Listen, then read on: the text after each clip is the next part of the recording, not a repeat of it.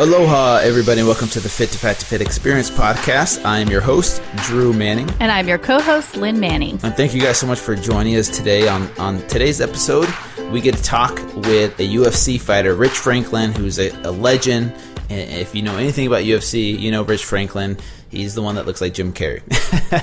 But he's an awesome guy. We actually get to talk to him not only about fighting, that's obviously not what our podcast is about, but we get to sit down and talk to him about his specific views on health, fitness, nutrition, how he maintains a healthy lifestyle, and we talk a little bit about his background. So if you pretty much don't watch UFC, like I don't really watch UFC. What are you talking about? You don't watch UFC? Everybody watches UFC. I have actually watched, probably about over the years, probably a half a dozen to a dozen UFC fights, and they're quite entertaining. I think I'm a mom at heart, and every time I see like the blood and like the eye cut and the rear naked choke, I'm like, like I want to save them. But you gotta at least admit he's a good looking guy. Like that's the one thing you say for the ladies out there. Oh yeah, no, Rich, good looking. Yeah. So, anyways, it's a great episode. You guys are really gonna love it. It's funny. It's kind of entertaining. So, but before we jump into the episode, obviously our sponsorship. Today's sponsor is none other than DollarWorkoutClub.com. Now, DollarWorkoutClub.com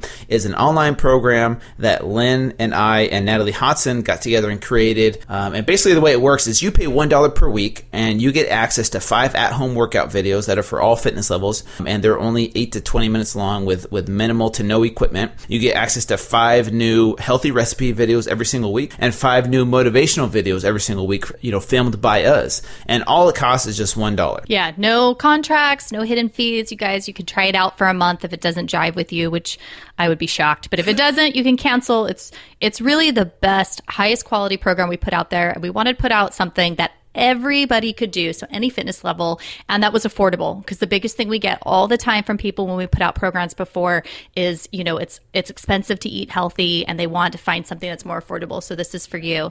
And just so you know, before we actually jump on with Rich, we are going to put in the show notes how you can find him. So, yeah, I totally forgot to ask him, at the end of each episode, where can people find you? Yeah. I forgot to ask him. So in the show notes. Yeah, just at Rich Franklin, richfranklin.com. That'll all be in the show notes, you guys. But definitely check out DollarWorkoutClub.com.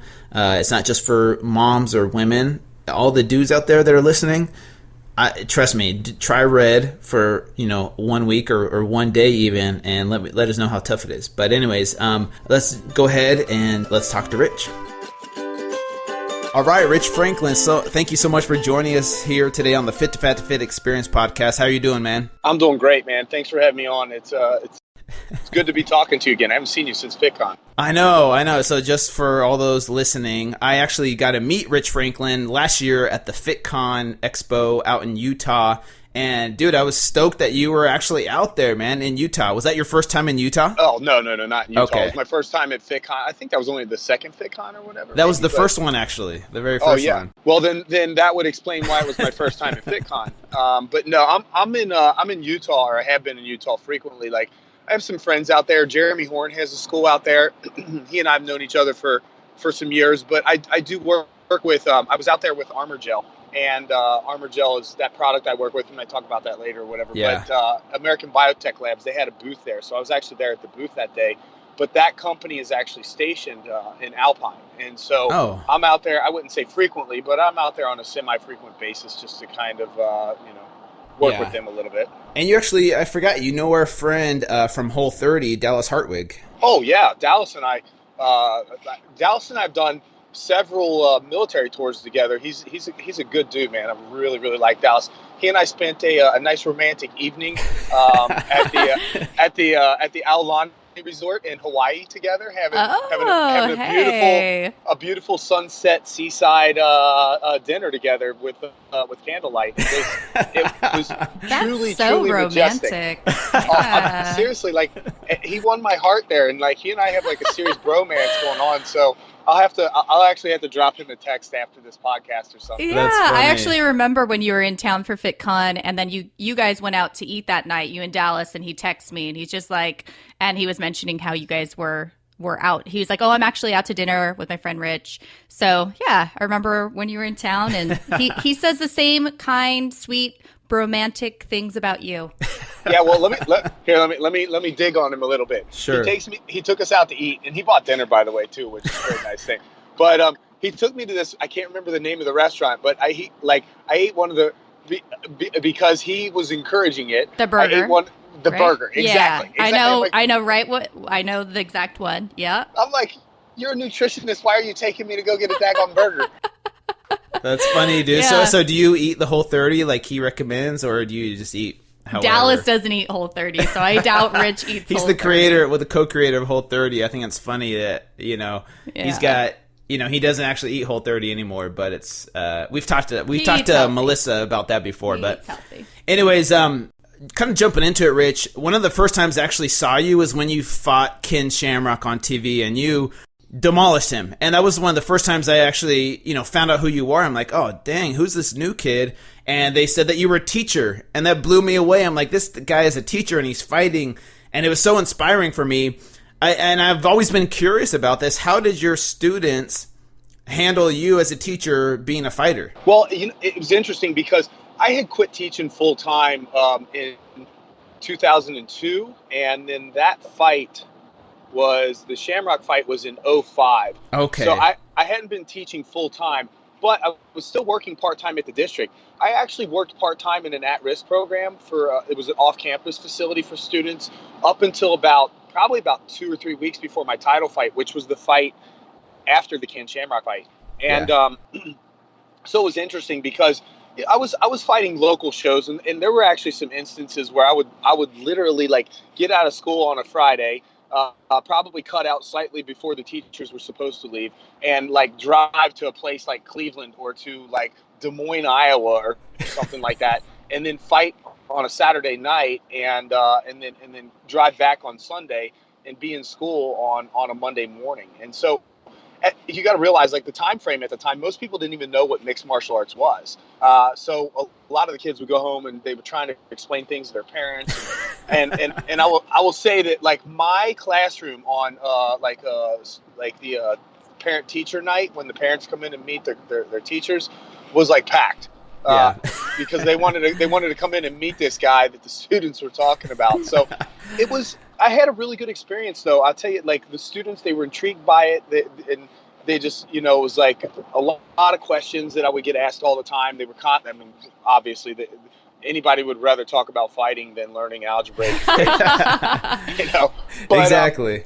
But no, I had a good support system. The parents were they were curious, and they wanted to come in and meet me, not curious and who's this, this savage teaching my children at school, but and I had a good support system from the school. Everybody was supportive of what I was doing and everything. And when I quote unquote retired or decided to leave teaching to pursue this, even the school and everybody, they're like, man, if you ever want a job, your position here is available. No, it totally reminds me of that movie with Kevin James where he goes into the UFC to raise money for his school. Did you ever see that movie? Oh yeah, actually, I was. If you rent that movie, I'm in one of the deleted scenes because they put me in the movie, and then we did a scene that was not really part of the storyline, so they cut it. It was either that or my crappy acting. Yeah, it's funny. You've actually been in a few movies, which most people don't know about. Actually, I didn't know about until I kind of did some research on you. But yeah, man, that's awesome. You could always be Jim Carrey's body double, right? I think so. I don't know if I could. I can't move like that guy. I know. He's like a comedic Gumby.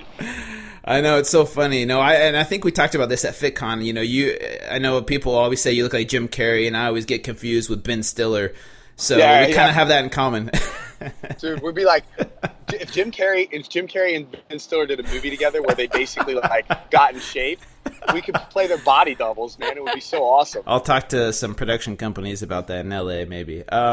So speaking about you being a teacher, man, I kind of want to ask you about that because it's been very interesting. How did you transition from being a teacher and then kind of retiring from teaching? Was that kind of risky for you to jump into the world of MMA? Because I'm assuming at that time your salary, couldn't have been that much in the fighting world until you got to the UFC, of course. Was that kind of risk? Was that a risk for you to take, going from a set salary, doing teaching, to being a fighter? Well, yes and no. If people to take a step back from this question real quick, people think that I'm teaching one day and then all of a sudden you know what, I'm going to try this UFC thing out and see if it works out for me. That's not how things went down. Yeah, I started training when I was a senior in high school, and I was like, I lived, breathed, eat, slept, like everything I did was training. All through college, I didn't have that like cool college life that you see in the movies and all that kind of stuff. Um, and so, long story short, by the time I started teaching, like the summer between my senior year of college and my first year of teaching, is when I took my first fight in an amateur show, and that led to another fight that led to another fight. And the whole time I was teaching, like I was fighting on smaller circuits in professional shows, but it was little shows, like I said before, like I might be in Cleveland, or I might be somewhere in Illinois, or somewhere in Indiana, and it was all basically like stuff in the Midwest. But then it got to a point where I thought, like, I think I could do this full time. And so I considered that. And at the time, my wife was also teaching as well. So I like, for me quitting, there was at least a little bit of security there, and that like we had that income to live off of. So yeah, I mean, because basically, like, I cut my salary. I had a full-time teaching salary, and within the first like 6 months or 8 months of me quitting, I probably only made a few $1,000s in these small shows.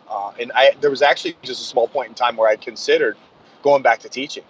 Because I mean, it's difficult to get the ball rolling. I mean, what happened to me truly is like a Cinderella story. Wow, that's awesome. Yeah. So what helped push you through to not quit then? Was it just not the pressure? Your wife at the time didn't pressure you, even though you weren't making any money. You just felt like, I got to pursue this no matter what. It just, I think you go through a phase anytime you're trying to accomplish something. You go through a phase where you're super energetic about it, and everything's going to work out and all that kind of stuff. And then you start hitting roadblocks. And anything worth accomplishing in life is going to be a difficult task. Like if anything that you do in life, if it wasn't difficult to do, then you need to raise your standard or step outside of your circle of comfort or whatever it is that you're going to do. And you start hitting those roadblocks, and you start having those little moments of doubt. And then those little moments of doubt, as that continues, they become bigger moments of doubt and bigger moments of doubt. I mean, this is the kind of things I experienced when I'm getting ready for fights as well. And if you let those moments of doubt like turn into like those thoughts become like basically thoughts that will stop you in your tracks, then you basically you'll turn from whatever the challenge is. It's like, oh, well, I'd rather just take the easier route in life. I'd rather live in my circle of comfort than to continue stepping through something. But you start having these moments of doubt, and when you start considering like, well, maybe this isn't the right choice. And for me, I had to basically, I was going to give it a year. I mean, I could have always substitute taught for the year that I'd taken off, but school doesn't start until the following year again anyway. And there was a time where some things changed a little bit, and I started making a little bit of money, and then I finally had a fight or two in the UFC, and then things were moving in the direction. Even still, I wasn't making great money. I mean, it's entry level fights aren't great anyway, but at least things were moving in the right direction. But then there was I had basically, after I fought a couple fights, I took a fight outside of the promotion. I wasn't contracted, and I ended up losing that fight, and it really, like, for some time derailed me. And I never knew if I was going to truly get my career back on track the way that, well, I don't know if I would have called it a career at that point in time, but I just didn't know if I was going to end up with that, that basically fairy tale ending of like this great career. And once again, I started questioning things, but you just push through that stuff and push through it. And eventually the openings came, and it's basically all about resilience. Man, I love that. I love what you talk about. You're going to hit those rough patches. It's always going to be hard. If it's not, you should definitely reevaluate what you're doing. But I also like what you said about, you lost that fight, and you kind of, had a moment where you were shaken by that. And I know you've given an amazing talk about how to be a loser. Yeah. Can you talk a little bit about that topic? I think it's such an important topic because we're all so afraid of failing. But the truth is unless you don't try something, you're always going to be failing at different times. Yeah. I have the Theodore Roosevelt on my quote on my wall. It's not the critic who counts. It's not the man who points out how the strong man stumbled or how the doer deeds could have done that. But you guys familiar with this quote? Yeah. Yes, I love that quote. So the end of the quote says, so that I shall not be among those cold and timid souls who know neither victory nor defeat. And it's basically about being too afraid to try. And so at least, like, I would much rather in my life at least put myself out there and fail. Like, I mean, that's what it talks about, like, fail at something and fail greatly than to have never tried at all. And at the time in my life when I lost that fight, I was probably like 16-0 as a professional, and I lost my first fight, and I wasn't a good loser then. And it's a funny way to say things, but I just didn't have the proper tools like to deal with that. Like I didn't know how to deal with a loss, and I don't think that at that point that the loss really impacted me. But basically, like the TED Talk was about having those tools. Growing up, you're just told like don't be a sore loser, and it's basically about having the proper tools to deal with a loss, to take a loss or to take a failure, extract the information that you can from it, and utilize that and get rid of the rest, so it's not weighing you down. You don't have these like having like shackles tied to your feet with these weights so that you can't move forward in a progressive manner. And it's also about having like the proper mindset with different things, like a champion's attitude towards different stuff, and just understanding that life is gonna throw these setbacks and failures at you. Yeah, and you know what? We'll put a link to that TED Talk in the show notes so people can download it. And it's an awesome, I think it's only 15 minutes long, but it's an awesome 15 minutes. And I noticed everybody gave you a standing ovation afterwards, and I did too, man. I was like, wow, this is so good. Powerful. Yeah, it was really powerful, man. And I love that you spoke on that. And so, yeah, we'll definitely share that with everybody. Kind of switching gears here a little bit, because we talk about fitness and nutrition. I know that you're a huge proponent of eating healthy and staying healthy. I kind of want to talk to you about your specific training and how it compares to how do you train for life now versus how you trained as a fighter, because you're not fighting anymore, right? Hopefully. Not that we know about. No. I officially announced. Okay. I officially announced retirement about 3 months ago. But my training. So my training, the volume that I do has changed. I obviously don't need to do as much now as I do when I'm getting ready for a fight. Yeah. But the things that I do, they basically stay the same. Like I maintain a pretty strict training regimen and a pretty strict nutritional regimen. We'll talk about both of them, but yeah. But no, today I went in the gym and I went in and my coach put me through, my strength conditioning coach put me through this. He set up a circuit. It was just like way beyond anything that I needed. And I actually was sitting down with my mom today at lunch after the workout, and I couldn't hardly stand up because my legs are just so they're so messed up. So but that was a conditioning routine. So he had me, doing battle ropes and sprints, like ladder sprints on the turf, and flipping tires and jumping through it, and plyometric stuff, and speed ladders on the ground, and then lifting a little bit of weight on top of that. And so it was about an hour and 15-minute training session that just it put me on my butt before I left. And then, of course, like for me, everything's all about my nutrition. I woke up this morning, and pretty much every morning I'll have a green drink that I make with like some random ingredients, but usually something like some kale, some spinach. I'll use a little mint, parsley. Turmeric is another good thing. It's great antioxidant and great anti-inflammatory. This doesn't sound like it tastes good. Yeah, but all you do is you just throw enough fruit in there so that it's palatable to you. Gotcha. And so I'm a big fan of grapefruit. I'm kind of off my grapefruit kick right now, but I'll use grapefruit a lot. I like that bitter flavor. But like today I had 3 blueberries in it, and you might need 10 ounces of blueberries to make it taste good. I might need 5 ounces of blueberries to make it taste good, so on and so forth. But that I basically do something like that. And then I had for my breakfast I had 3 whole eggs, about another 10 egg whites, and then a sweet potato and a half, and that was my pre-workout meal. Okay, gotcha.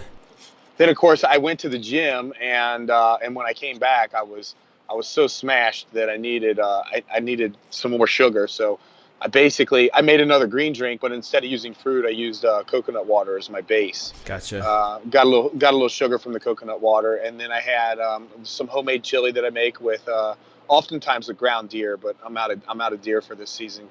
I've not done a good job hunting this season. I've done a great job missing, apparently. And I had 2 more sweet potatoes because I did so many legs today that I'm kind of trying to catch up on some carbohydrate replenishment there. Gotcha. And so how often, how many days a week do you train that hour and 15 minutes? Is that 5 days a week, 6 days a week, 7? No, I'll do that. I usually do like some sort of conditioning / lifting. Like when I talk about being in the gym, like my routine, sometimes it's like, explosive plyometric stuff. Sometimes it's speed stuff. Sometimes it's strength stuff or whatever, but I usually do that 3 days a week, and then I'll maintain another 3 days a week where I'm in the fight gym. Like yesterday, I was probably at the gym a good hour and 45 minutes between my warm up, my cool down, and did a little bit of drilling, and then did some sparring yesterday. Like yesterday, I went in and did some boxing, and it's about an hour and a half, hour and 45-minute workout yesterday. And so that's the problem. Honestly, I retired and I work for I work for One Championship, which is an MMA organization based in Singapore, for the listeners in the States that don't know. And for the first time in my life, like, I retired from fighting, but I feel like I have two jobs now because I still train like I'm fighting, and then I have another job on top of it. So I'm twice as busy now as I was before I quit fighting. Dang. Yeah, and that's awesome though, man. And I was actually curious to ask you: do you feel like you're in just as good a shape now as you were when you were a fighter for the most part, or when you're a fighter, are you doing 2-3 days when you're prepping for a fight? Like, what does that look like? That training regimen look like for a fight? Yeah, I actually include this about preparation in one of, like, I do like motivational talks and stuff like that, and corporate talks and whatnot, and I talk about preparation. And one of the things I talk about is my fight prep, and it's pretty interesting, like, when I do this talk, because basically, like, I spend about 22 hours a week just doing training, and that's 22 hours on the mat. That doesn't include, like, if I'm going to do an ice bath, or if I'm going to watch film, or in any of the other time that I put into my nutrition. It's like time on the mat and time off. So, like, a typical Monday for me would look like I would get up in the morning, I'd do my road work, which is usually like a 5K, and then I would have my first training session, which on Mondays would be like kind of what I just described. It would be one of my conditioning sessions. And when I was a 25-year-old athlete, I used to be able to go do that conditioning session, and then if you called me up and said, "Hey, Rich, can you help me come move my couch?" Like, I could go help you move your couch and then show up to my evening session as well. But now, like, when I'm done with that training session, it's time for a nap. And then I'll usually go back to the gym, and I'll do my second training session that evening. Now, as a fighter, I would never do two back-to-back, like, high intensity training sessions. So if my morning session of conditioning stuff was, like, on a scale of 1 to 10, like a 10 or 9 or 10 workout, then my evening workout would be like, maybe some pads or some situational drilling and some semi-live goes, and it would be kind of toned down just a little bit. And that's how I would do that. But and so basically, like, each day would be like that. Like, I would do morning conditioning 4 days a week. I would do doubles 4 days a week, like double sessions, the way I just explained. And then Wednesday I would do a single session, and then Saturday was our sparring day. And Saturday was set up to mimic fight day, and I can talk about how that actually unfolded and all that kind of stuff. But with the visualization that we would do and all those kinds of things. But by the end of the week, I would put in about 20 to 22 hours of physical labor.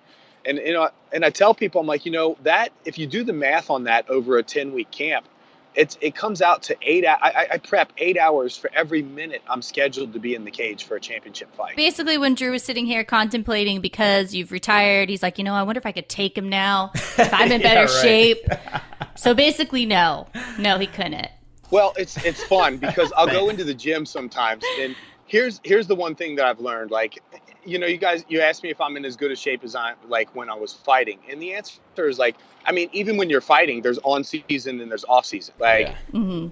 if I'm not in as good a shape 12 weeks out of a fight as I am when I'm 4 weeks out of a fight, obviously, because your conditioning ramps up and all that kind of stuff. But I will say this, that as I've gotten older, the one thing that I have learned is that nothing trumps experience, like good experience. Yeah. And I can go into the gym, and to answer your question, like, I always maintain really, like, good shape. Like, I always keep myself in good physical condition. Like, today I got on the rower when I started, and I wanted to start with a 10-minute sprint basically, and I'm coming back from a couple week vacation, so naturally I'm not moving really well, but I got on the rower and I did just a shade under 2,850 meters in 10 minutes, and I was shooting for 3,000, and I was like, when I got off, I mean, it about killed me. I was like, it was a little too much Christmas food, but I maintain that kind of shape, and maybe not when I'm in fight shape, but there are times when I go into the gym now and I'm working with young guys that are 2-3 weeks out of a fight, and they'll be 2-3 rounds deep with me, stand up sparring or maybe grappling or something like that. And these guys, like, they look like they're about to vomit, and I haven't even hardly broken a sweat. And it's a lot of it is just, it's because you have such experience, you learn an efficiency of motion and when to preserve your energy and when to use it properly and all that kind of stuff. So even when I'm not in the greatest shape, like guys that are conditioned fairly well, most of the time, like I can still go in and handle myself. And that's awesome. I think that's so important because I tell people all the time, this is the lifestyle. You need to make this a lifestyle change instead of just a 30-day, 60-day, 90-day crash diet, or even fighters who do the 12-week prep and get in really good shape, and after the fight's over, they don't have a fight for another 8 months. Then they just let themselves go for a couple months, get out of shape. But so many people do that in their lives, where they just do these 60-day crash diets after the new year, and then they don't know how to make it a lifestyle change. So I love that you're a great example for the lifestyle, for living a healthy lifestyle. And I kind of want to talk to you, Rich, about how nutrition has evolved over the years in MMA specifically, because back when you were fighting, there's a lot of new science now. There's, Mike Dolce, who's got the Dolce diet. He helps a lot of fighters get in shape, and there's a lot more science now that goes into fighters' nutrition. I kind of want to talk to you about, or can you talk to how nutrition has evolved, or what you've noticed over the years of how nutrition plays a role in a fighter's in the fighter's world? Yeah, when I first started this game, like I graduated high school in '93, and when I graduated, I was 6 foot tall, 155-pound kid, not very big, and then I hit a growth spurt late. My freshman year of college, I grew another inch, and by about midway through my sophomore year, I probably put on about 35 pounds. So, I went from like 155 to 190 and looked like a completely different guy. And at the time, it's all about nutrition. You can lift and exercise all you want, but really just exercising does the damage to the body. And it's the nutrients, the building blocks that you put back in it to rebuild the tissue that you damaged is where the growth comes in. Yeah. And so at the time, like I was nose deep in muscle magazines and stuff like that and looking up nutrition, and it was all about, everything's protein. And granted, you do need protein to build muscle, but that's what that was all about at the time. And I'm reading all these like, well, this bodybuilder eats this and that bodybuilder eats that. And while that does help put on muscle, there's some truth to that, obviously, because this is what these guys do for a living. Yeah. If you're looking at overall performance, there's much more to the game than that. Like, you're looking at things like on a cellular level and given your blood cells like enough oxygen to replenish muscles while you're in activity and stuff like that. And the proper nutrients that cells need in order to repair, internally and not just for like lifting weights, but to actually perform at an optimum level. And so it took me a lot of time to learn this kind of stuff because, I'm the kind of person that's just nose deep in everything that I see. And so you learn like, hey, life isn't, to be a good athlete, life's not all about proteins and just carbohydrates. Like, you have to eat some green vegetables and different vegetables of different colors. And so you kind of learn these things and you pick up little tidbits here and there and all that kind of stuff about, eating the proper nutrients when you need them, like giving yourself enough carbohydrates to recover from workouts at the right times and when not to eat things and stuff like that. And so it has evolved quite a bit. And it's especially evolved, like, for me, like a big part of like cutting weight during my career dealt a lot with my nutrition and stuff like that. So it's evolved quite a bit. And that's like, you mentioned Mike Dolce. Like, Mike Dolce is kind of known for that kind of stuff, is being able to help fighters cut weight when it seems like the cut is nearly impossible. Yeah, and I've kind of noticed this across all sports. Nutrition has played a bigger role, and I think it allows, in my opinion, it can allow these players to play longer than what most people used to be able to play their sport for. And I don't know if you met Ray Lewis at FitCon last year, but he gave an excellent speech about the reason he attributes his playing level for so many years was his nutrition. He would have these 20-year-old dudes, talking trash to him eating, hamburgers and fries and like candy all day because they could get away with it at that time. But he's over here eating fish and vegetables, playing linebacker, which is a tough position to play, well into his later years and still be successful at it. And I've kind of noticed even in MMA, there's a lot more emphasis on nutrition, because it makes a difference. The thing that's always been really confusing to me, and maybe you can kind of shed some light on this, is, Drew, I've watched a little bit of UFC, obviously not as much as Drew, but, and probably because whenever I'd be watching in a room full of guys, I'd ask questions and everyone would be like, shh. But, they would explain like the weight classes to me and how people were paired up based on their weight. And when I would talk about it, people would be like, well, like yesterday they basically weighed 10 pounds more, but they had to do this crazy death cutting, to be able to like fit into their weight class. Doesn't that affect like your performance if you have to do like this extreme cutting? Like, why is that even necessary? And I've heard, Drew was mentioning that they've kind of changed things a little bit. Well, it's, things are changing. I work for an organization called One Championship, and we just implemented a new weigh-in procedure. Before I talk about that, let me back up. Yeah, I mean, I'm a product of that entire environment. Initially, when I started my fight career, and not a lot of guys were cutting weight at that point in time, but when I first started my fight career, I was basically fighting at 205 pounds. And but I probably walked around at maybe 210, 215. And then I decided, and I wasn't very big. Like, well, what ended up happening is like guys started dropping weight classes, and I wasn't very big for that weight class. So what I basically did was I decided to drop to 185 pounds. Oh, wow. Well, that's my fight weight. Well, my walk around weight on a daily basis is, say right around 205, 207. It maybe just a shade above 207.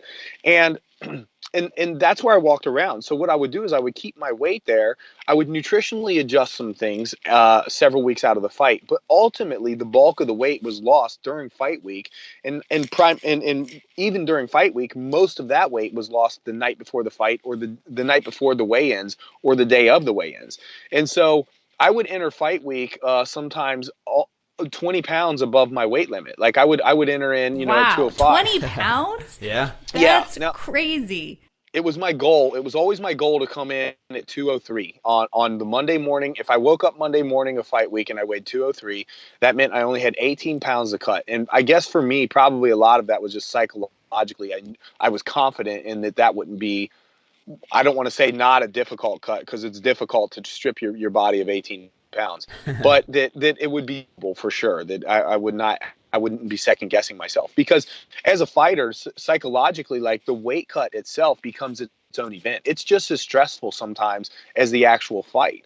But yeah, I mean, there's a ton of research out on this stuff, and I've kind of really educated myself a little bit on the research that's out there recently, because we've implemented this new system with, even though because what would end up happening is the night before the fight and the night before the weigh-in and the day of the weigh-in, you end up sitting in a sauna. A lot of guys sit in saunas. I used a sauna. There are other methods. You can do like hot baths and stuff like that. And there are other ways to do things, but you end up dehydrating yourself, because you're going to take 20 pounds off your body. I mean, you're either losing fat, you're losing muscle, you're losing water. You have to lose something, and you don't want to lose muscle for sure, and you can't lose fat that quick. So regardless of how you do it, you're pretty much stripping water out of the body. And so you end up losing like 15 pounds of water overnight, basically, is what I would do. And so, yeah, even when you rehydrate yourself, because I had a whole process as to how I rehydrated. And at the time, like we would do IVs, like we would do a saline solution IV or whatever to rehydrate properly. But when you read some of the journals on it, like the medical journals and stuff, like you're not properly rehydrated in a 24-hour period, which can affect like athletic performance up to like 35-40% of your ability, strength, speed, whatever. And the big thing is that, like, inside your head, there's a lot of fluid in your head that protects the brain. And dehydrating like that, actually, there's some ramifications to like concussions and things of that nature as well. So, yeah, I mean, it's not the healthiest process. And so basically, we've kind of implemented a new system at One Championship to try to avoid all that. Yeah. Awesome. Yeah. And so, do you feel like this is the direction that maybe, UFC might take into consideration because of this? I know that there was I feel bad, I forgot his name, the fighter that died in one championship, right? Young Chinese kid. His name was Yang Jingbing. I don't know if I said that properly. Yeah. I don't know the Yeah, I don't know pronunciation either, but I saw his name. I was reading about it, and that's scary. And now there's probably all this pressure on the organization to look into this because it is dangerous, right? And so that's what you're saying, and that's the type of change you guys are trying to make in one championship, correct? Yeah, basically what we decided to do is that the system for us works like this. And this is new. This is, I'll call it a cutting edge system, but the NCAA has been doing things like this with wrestling for some years now, because there were, in the 90s, there were some deaths related to weight cutting in NCAA with wrestling. And so they started becoming more stringent on this stuff. But basically what we do with our fighters now is we've begun tracking fighters' weights on a daily basis. They have to enter their weights into a web portal that we've designed. Yeah. And then and that's on them. We don't have a way to us monitor their weights on a daily basis. But when they come in fight week, the crux of the matter, and there's some details that I can skip over here, but the crux of the matter is when they come in fight week, they get weighed in when they show up the night after they land, and they have to be within the parameters of their weight class. And then the next day we'll use a machine to test the hydration through the specific gravity of their urine to make sure that they're within a hydration limit. So even if they show up within their weight class, if they've dehydrated themselves to be there, they're going to get caught. So they have to be within these set parameters of hydration limits. Yeah. And then we will weigh them every day of the week of the fight to make sure that their weight is where they said it would be, which is why it doesn't behoove them to lie about their weight, 10 weeks out of a fight or something like that, because in the end it'll come back and bite them. Yeah. We weigh them every day of the week of the fight, and then within 3 hours of the event, they have to do another hydration test. And if they're not properly hydrated, their fight will be scratched from the card. Now, we also have some other rules on, basically, like, fighters need to be within their fight weight. They need to be within the parameters of their weight class by 3 weeks from the fight. And you're only allowed to drop so much weight per week. So, because we try to make allowances for guys let themselves get out of shape a little bit when they're not in fight camp. And it's well, what we're trying to avoid is, like you talked about before, is these guys that basically yo-yo. You're at your fight weight on fight night, me fighting at 185 at fight night, but then I don't want to let myself go up to 230 in the off season. I need to stay within the parameters of where I need to be, and so that's the whole idea. So there are allowances for them to gain a little bit of weight because they're obviously they don't have as much volume of activity, but those allowances are set so that you're losing a healthy amount of weight each week, and you can't do any crash dieting or any crash cutting of water or anything like that. Well, I'm super interested to see how this goes, and I kind of want to follow it a little bit, and even maybe I'll have on one of the fighters to see how they like this versus the old method, and kind of see from a fighter's perspective. So I think this is a great step in the right direction, and I'm interested to see how it goes. So you have to keep us posted on that, Rich. For sure. Yeah. We're kind of running out of time. I know you got to go. We have one last question before we jump into our lightning round, which is really quick. But I kind of want to talk to you about Armor Gel because we haven't had a chance to talk about it. And when I was at FitCon, I was mostly talking to you about UFC, obviously, and I didn't get a chance to discuss what Armor Gel is and what you do for them. Yeah, Armor Gel is it's a hydrogel, which is a gel that's water based. It's the nanosilver hydrogel, and basically the gel is primarily, its design is for cuts, scrapes, burns, and things of that nature. And if you know anything about silver, silver is a highly antibacterial metal. It's traditionally, for example, you walk up to a fountain and you throw a coin in a fountain and you make a wish, if you're at the mall or something like that. That came from when people used to have wells. They used to put silver coins in their wells to keep the water from going rancid, because the silver coins would kill the bacteria in the water. And so this gel is made with silver. Silver's used to make medical instruments and whatnot, because like I said, it's highly antibacterial. And so the gel has FDA claims against MRSA and staph, VRE, in different kinds of fungus like candida. I personally, like, I seriously, literally, Drew, I do not travel without my Armor Gel. I use it for so many different things. I was training on AstroTurf one day, and I got scraped real bad. And I mean, staph is a big thing, especially if you've been following the NFL. Like, there have been several teams who have had major problems with staph infections and stuff like that, MRSA or whatever. And so, like, the moment I cut myself, like, I was like, I'm gonna rub some Armor Gel on this, or like when I'm grappling, if I have a cut, I'll put some Armor Gel on it before I start grappling. There are times actually, like I was in Cambodia one time teaching a seminar, and when I walked into the school and looked at the mats, I in my head questioned whether or not they had ever cleaned, had those mats ever been sanitized. Yeah. And so I took my gel and covered my whole body in it. I was like, better safe than sorry. Yeah, what's God. funny is I actually wrestled in high school, and I got ringworm one time, and I couldn't wrestle that night because they check you for ringworm, and I remember crying. It was my freshman year, my first year of wrestling, and I'm like, so Armor Gel would have helped me out in that situation. Oh my saying. gosh! Well, for sure. It's crazy that you mentioned that though, because actually, like, I've been scared for, like, people always freak me out before I go into the water here. I was going surfing with a girlfriend, and before we got in, she's like, "Just be really careful not to hit the coral underneath and get scratched because there's staph in the water." I was like, "What?" Like, okay, freak the crap out of me right before we get in the water. All right, I'll be extra careful. I need that. I need that in my life. If we had more time, I would tell you a story about a time that I cut my shin, and yeah, it was quite funny. I told the doctor that I'd hit my shin on some coral and stuff like that, and I didn't, but I didn't realize the ramifications of that statement until because I didn't realize how much bacteria and stuff was in the water and whatnot. Yeah, so, for real. That's funny. But yeah, I'm telling you, this product, it truly is. Like, I've used it on, like, cuts that I've had. It helps with healing time, scarring, and everything else. It really is a truly amazing product. Some of the guys in the company actually use this gel. It's not a great tasting gel, don't get me wrong, but there have been guys that have used this, like, because they got food poisoning, and that's from a bacteria, obviously, who have used the product when they were traveling, and they just, like, squeeze an entire bottle of it in their mouth. Oh, wow! So it's safe to eat, even. That's crazy. Yeah, I didn't know that. If you squeezed a bottle of it in your mouth, it would have a bit of a metallic taste to it. But like, silver is not it's not a toxic metal to the body.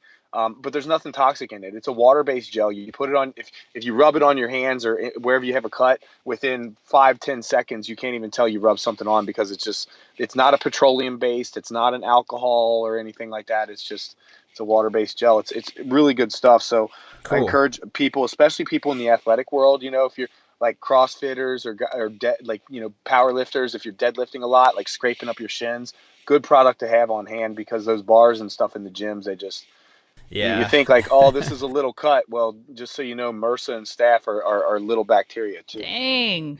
All right. I need some of that for my crazy staph ocean that I got going on here. I'll send you guys. I'll send you a little care package. Oh, cool. That'd be awesome. Thanks, Rich. We appreciate that. All right, we're coming into the very end. It goes by really quick. It's called the lightning round. Okay. So basically, I'm going to ask you several questions. They literally have no relevance. They're just stupid questions that I want to know. You have to answer them as honestly as possible and as quickly as possible. So the first thing that comes in your mind. Are you ready? Are you ready? Go. All right. Most embarrassing moment. The time I got droopied or depantsed in front of the girls' gym class when I was a junior in high school. Oh my gosh, dude, that sucks. Oh, man. I'm sorry, man. I love that. That's crazy. All right. Worst date you've ever been on? I've never been on very many bad dates, but I'll just say that when I was when I was like my first year teaching, I was dating this girl, and she punched me in the face. What? Yeah. Literally punched me in the face. Did she knock you out? Be honest. No, it's all right. No. You're like, I've taken worse. Yeah, there's a whole story behind it, but the like, basically I was like, yeah, that's the last time I'll see you. Wow. She's like, I'm just helping you with training. What? Yeah, exactly. All right. Favorite TV show? Game of Thrones. That is so funny. I just started watching season 1, so don't ruin anything for me. I already gave him, I'm like giving him clues without giving him clues because I'm up to date. Winter is coming. Okay, so I have a couple questions for you, Rich, and these are kind of funny. Do you think you could beat Dana White in a fight right now? For sure. I'm a professional fighter. Doesn't he train at all, or no? Does he not train? I thought he trained. But he's not a professional, though. What about Joe Rogan? He's not a professional, but he trains pretty decently. Yeah, I'll tell you what. Even if I could beat Joe, that I think that would be a costly fight. Like, and Joe's got like a streak of mean in him too. He does.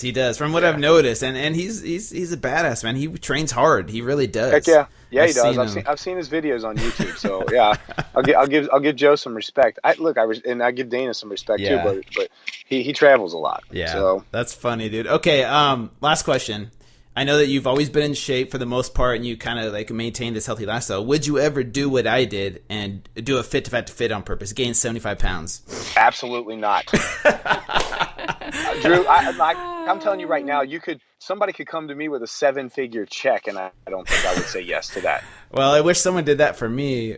Someone gave that to me when I did it. But no, I kind of did it, obviously for different reasons, and I learned a lot from it. And I definitely wouldn't want you to put your body and your mind through that, because it was hell.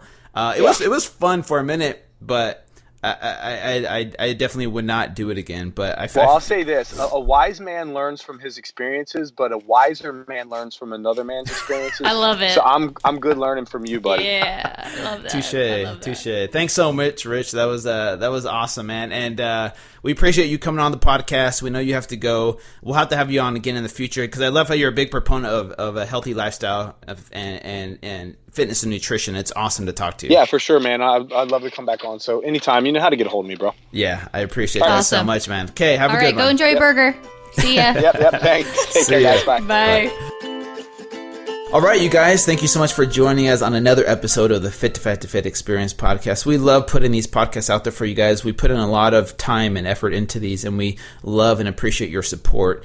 If you guys don't mind checking out the podcast page and listening to our past episodes, make sure and subscribe to us on iTunes. Tell your friends and family about it. Help us grow this brand even more. And don't forget, you guys, tune in on Tuesdays starting January 19th to watch Fit to Fat to Fit, the TV show on A&E. Yeah, I'm feeling really strong after this podcast. I feel like I could be a professional MMA fighter. There are girls that fight now. Ronda Rousey. I know, I watched. She's Holly badass. Holm. Yeah. I know. Yeah, I mean, I could talk all I want, but I would never be in the ring with them. But I'm just going to talk like I'm strong and really feeling really powerful after that episode. But exactly. Leave your comments, you guys. Let us know what you thought of the episode. If you have any comments about it, if you have any questions, if you have advice of who you want us to have on for another episode, we read your comments. Make sure you leave a comment.